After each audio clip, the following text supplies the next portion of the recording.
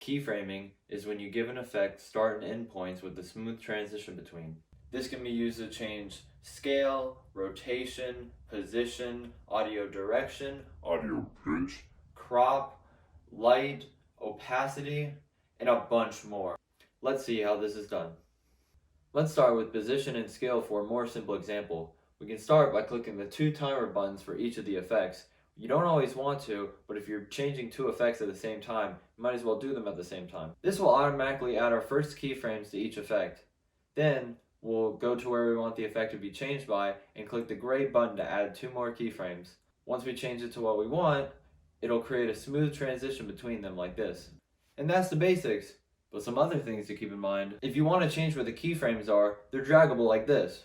To delete a keyframe, you can either select and hit backspace like this, or hit the blue button while over the frame. To make a change instant, just put two keyframes one frame apart. You can move by one frame by clicking this button like this. To keep an effect constant, add two keyframes with the same values at the start and end of where the effect should stay the same. Keyframes can be copied with Ctrl-Z, even multiple at a time. You can then paste it onto other clips or on the same one to make a pattern.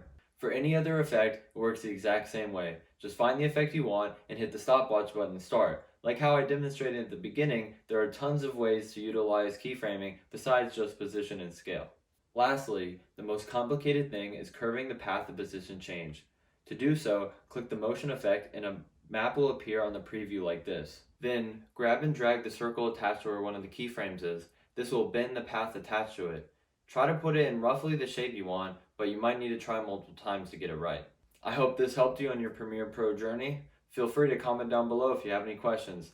Thank you, and I'll see you next time.